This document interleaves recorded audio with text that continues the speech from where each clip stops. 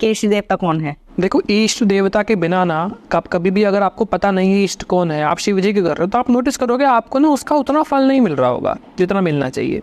अब आप देखोगे आप ओम नमः शिवाय करे जा रहे हो, लेकिन आपको कुछ बेनिफिट ही नहीं मिल रहा, ना कनेक्शन बन रहा है शिव जी से, या ना मज़ा आ रहा है आपको करने में। तो इसमें 2-3 चीज़ें होती है, या तो आपको नेगेटिविटी है, या तो आपका जाप सही से जा नहीं रहा, या तो आप सही तरीके से कर नहीं रहे, यानी शिव जी का आपको करना ही नहीं चाहिए, है ना। अगर नेगेटिविटी है तो बिल्कुल भी ऊर्जा प्राप्ति नहीं होती, क्योंकि कई बार ना ऐसा होता है मंत्र जाप आप कर रहे हो लेकिन आपके ऑरा में प्रवेश ही नहीं कर रहा है। कुछ ऐसा आपके साथ तांत्रिक प्रक्रिया हो रखी है, कुछ चीज़ें हो रखी है, बहुत से लोग कर देते हैं। बहुत से लोग आपके चक्र बांध देंगे। अब सपोज अगर आपका रोट चक्र बांध दिया किसी ने, चक्र की ना रोटेशन होती है, चक्र क्लॉकवाइज रोटेट करता है। अगर किसी ने आपका चक्र एंटी क्लॉकवाइज घुमा दिया तो वो वॉमिट करेगा। इसको हीलिंग मेथड में कहते हैं चक्र वॉमिट कर रहा है। चक्र वॉमिट कर रहा है मतलब जो भी आप जाप कर रहे हो बाहर गिरे जा रहा है, आपको लगेगा ही नहीं। इसलिए चक्रों की रोटेशन सही होनी चाहिए। अब सपोज चक्र की रोटेशन सही है ना, तो आपका जाप लगेगा, जो भी मंत्र आप कर रहे हो ना वो आपको गाइडेंस देगा, और अपने आप या तो दर्शन या परिस्थिति बनने लगेगी, एकदम से प्रोग्राम बन जाएगा। चलो वैष्णो देवी चलते हैं, आप कहोगे हाँ चल के देख लेते हैं, तो अब एक बार वो क्या है, तो ऐसा कनेक्शन बन गया कि आप आंखें बंद कर रहे हो तो वही दिख रही है। मेरे साथ ऐसा ही हुआ।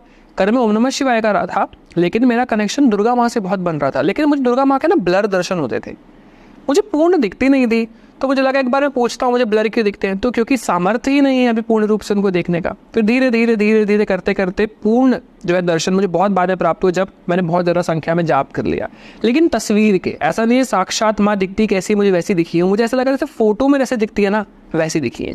तो नवदुर्गा जो है वो कैसे काम करती है, कैसे दिखती है? आपने फोटो वाली देखी है, लेकिन वो आपने स्टार्टिंग में देखी होंगी ना, उसके बाद कुछ तो चेंजेस आए होंगे, क्योंकि जो मैंने बचपन में जो देखी है अब देखो तो अलग दिखता है। हाँ बिल्कुल। तो ये हमारी सोच बदलती जाती है या सच्चाई दिखने लग जाती है? नहीं, दिखने लगती है। ऐसे तो कई ऐसे भगवान के स्वरूप है जिस समय तो हम थे भी नहीं, लेकिन उनका वर्णन कैसे है, दिव्य दृष्टि से देखा गया है ना।